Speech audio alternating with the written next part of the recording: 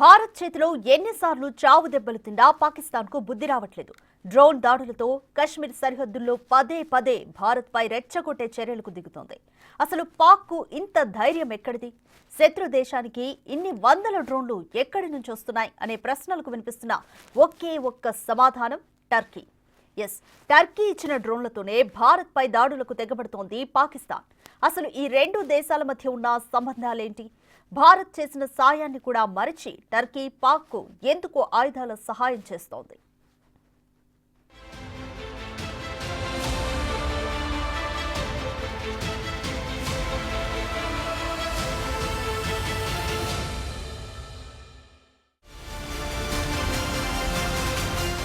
భారత్ చేసిన సాయానికి కృతజ్ఞత లేదు. ఆపదలు ఆదుకున్నారని ఆలోచన లేదు. టర్కీ తన నీచబుద్ధిని బయటపెట్టుకుంది. ఆపదలో ఎంతో సాయం చేసిన ఇండియాని పూర్తిగా మర్చిపోయింది. భారత్ శత్రుదేశమైన పాకిస్తాన్తో చెట్టాపట్టాలేసుకుని షో చేయడమే కాదు, పాక్కు సైనిక సాయం కూడా చేస్తుంది టర్కీ. విమానాల్లో డ్రోన్లు, మిసైళ్లతో పాటు ఇతర ఆయుధాల సామగ్రిని పాక్కు సరఫరా చేసింది. టర్కీ ఇచ్చిన డ్రోన్లని పాక్ భారత్పై ప్రయోగిస్తూ ఉన్న ఇండియన్ ఆర్మీ వాటిని బూడిద చేస్తుంది. మన దగ్గరున్న బలమైన ఎయిర్ డిఫెన్స్ సిస్టమ్స్ పాక్ డ్రోన్లను గాల్లోనే పేల్చేస్తున్నాయి. గురువారం పాకిస్తాన్ భారీ స్థాయిలో భారత్పై డ్రోన్ దాడులు చేసింది. దాదాపు 400 డ్రోన్లను ప్రయోగించింది. వాటన్నిటినీ భారత్ కూల్చేసింది. ఆ శకలాలను పరిశీలించగా అవన్నీ టర్కీ మేడ్ డ్రోన్లని తేలింది. అయితే 2023లో టర్కీలో భూకంపం వచ్చి ఆ దేశం పూర్తిగా నష్టపోయింది. ఆ సమయంలో ఆపరేషన్ దోస్త్ పేరిట భారత్ ఆర్మీని పంపి $8,45,000 విలువైన సామాగ్రిని అందజేసి రక్షణ చర్యలతో ఆదుకుంది. భారత్ చేసిన సాయాన్ని మరచి టర్కీ పాకిస్తాన్కు సాయం చేయడంపై విమర్శలు వస్తున్నాయి. చేసిన సాయానికి కృతజ్ఞత చూపకపోయినా పర్వాలేదు, కానీ ద్రోహం చేయడం ఎంతవరకు కరెక్ట్ అనే ప్రశ్నలు వస్తున్నాయి. ఇప్పుడు టర్కీ చేస్తుంది అదే. ఆ దేశంలో భారీ భూకంపం సంభవించినప్పుడు సాయం ప్రకటించిన తొలి దేశం భారత్. ఆపరేషన్ దోస్త్ పేరిట భారీగా మానవతా సాయాన్ని అందించింది. బాధితులకు ఆహారం, మందులు సరఫరా చేయడానికి ప్రత్యేకంగా కిసాన్ డ్రోన్లను పంపింది ఇండియన్ గవర్నమెంట్. అప్పుడు మనం మానవత్వాన్ని చూపితే దాన్ని మరచి భారత్పై దాడికి పాకిస్తాన్కు డ్రోన్లను పంపింది.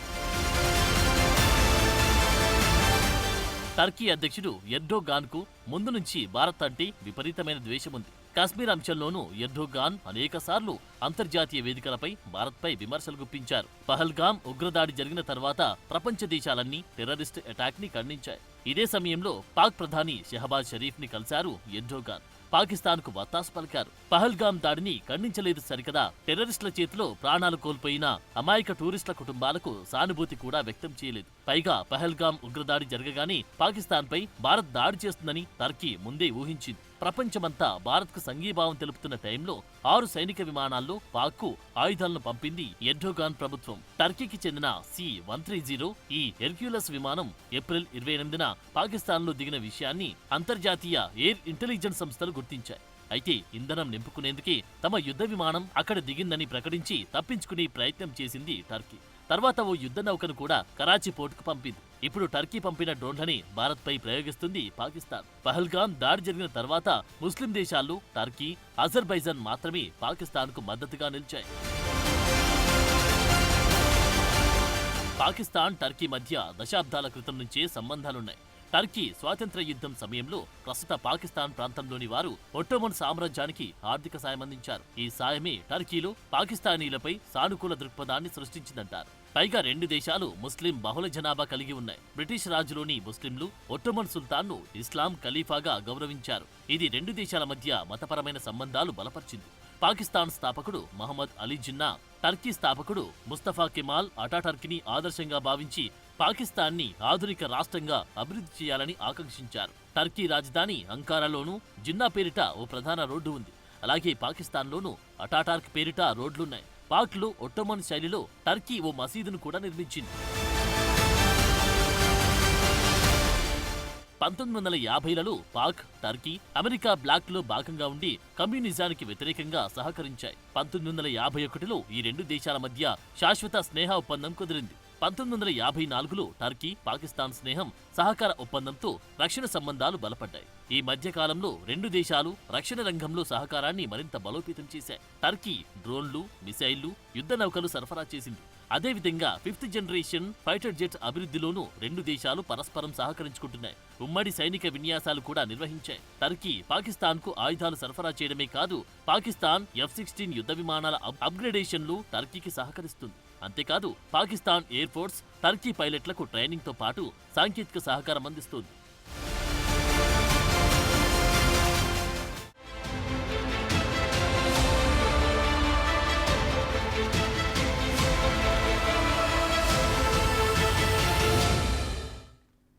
పహల్గాం ఉగ్రదాడి తర్వాత కశ్మీర్ సరిహద్దుల్లో ఉద్రిక్తతలు పెరిగిపోయాయి. ఈ సమయంలో పాకిస్తాన్ సైనిక సామర్థ్యాలు బలహీనంగా ఉన్నాయని రిపోర్టులు సూచించాయి. ఇలాంటి పరిస్థితుల్లో టర్కీ పాక్కు సైనిక సహాయం అందించింది. అయితే రక్షణ రంగంలో టర్కీ పాకిస్తాన్ దీర్ఘకాల భాగస్వామ్యాన్ని కలిగి ఉన్నాయి. అందువల్లే పాక్కు ఆయుధాలు, డ్రోన్లు, యుద్ధ నౌకలు, డిఫెన్స్ టెక్నాలజీని సప్లై చేస్తోంది టర్కీ. చైనా తర్వాత టర్కీని పాక్కు ముఖ్యమైన ఆయుధ సప్లయర్గా మారింది. గత 5 ఏళ్లలో టర్కీ ఆయుధ ఎగుమతుల్లో 10% పాకిస్తాన్కి వెళ్లాయి. ఇప్పుడు కూడా టర్కీ డ్రోన్లతోనే భారత్పై దాడులు చేస్తోంది పాక్.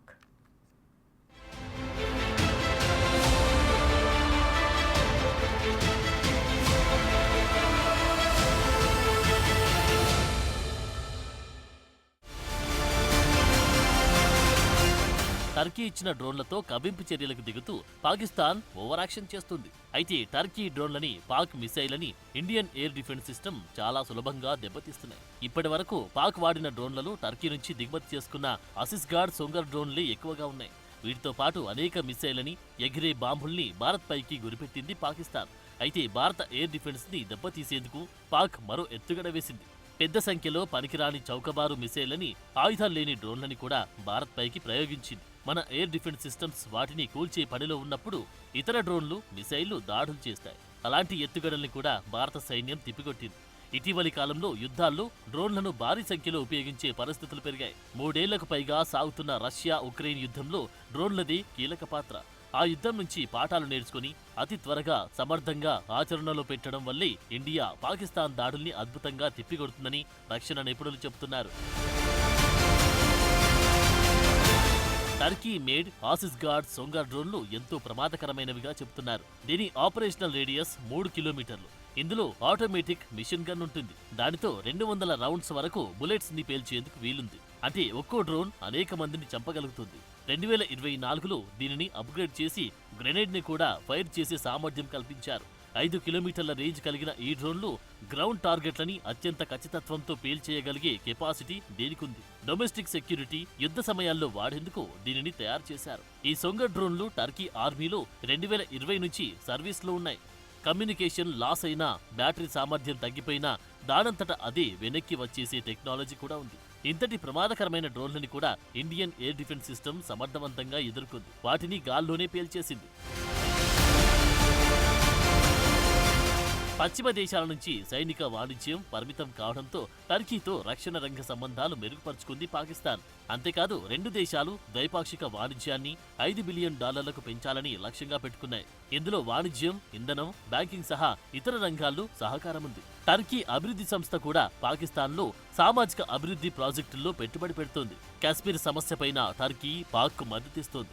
ఐక్యరాజ్యసమితి ఆధ్వర్యంలో జనాభిప్రాయ సేకరణతో సమస్యను పరిష్కరించాలని వాదిస్తోంది. టర్కీ అధ్యక్షుడు ఎర్డోగాన్ సైతం ఐక్యరాజ్యసమితి సర్వసభ్య సమావేశంలోనూ, పాకిస్తాన్ పార్లమెంట్లోనూ ఈ విషయాన్ని ప్రస్తావించారు. మరోవైపు పాకిస్తాన్ టర్కీకి సైప్రస్ సమస్యపై మద్దతిస్తోంది. ఆర్మేనియన్ జెనోసైడ్ ని గుర్తించడానికి నిరాకరిస్తుంది. 2023 టర్కీ భూకంపం సమయంలో పాకిస్తాన్ సాయం చేసింది. పాక్ నేవీ టన్నుల కొద్దీ సహాయ సామాగ్రిని సరఫరా చేసింది.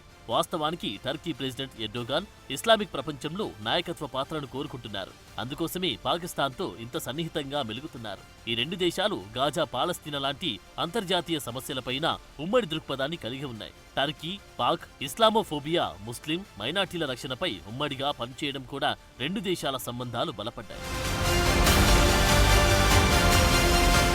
టర్కీకి భారత్తోనూ స్నేహపూర్వక సంబంధాలున్నప్పటికీ పాకిస్తాన్తో ఉన్న రక్షణ సహకారం ఇస్లామిక్ ప్రపంచంలో ప్రభావాన్ని పెంచేందుకు ప్రాంతీయ సమతుల్యతను కాపాడేందుకు ఓ వ్యూహంగా భావిస్తున్నారు. అందుకోసమే పహల్గాం ఉగ్రదాడి తర్వాత భారత్ సైనిక చర్యలకు సిద్ధమవుతున్న సమయంలో పాకిస్తాన్ తన రక్షణ సామర్థ్యాలు బలోపేతం చేసేందుకు టర్కీ సాయం కోరినట్లు సమాచారం ఉంది. అయితే టర్కీ సైనిక సాయం భారత్లో విమర్శలకు దారితీస్తుంది. ముఖ్యంగా టర్కీ భూకంపం సమయంలో అందించిన సాయాన్ని మరిచి పాక్కు మద్దతుగా నిలిచిన టర్కీని బహిష్కరించాలని పిలుపునిస్తున్నారు.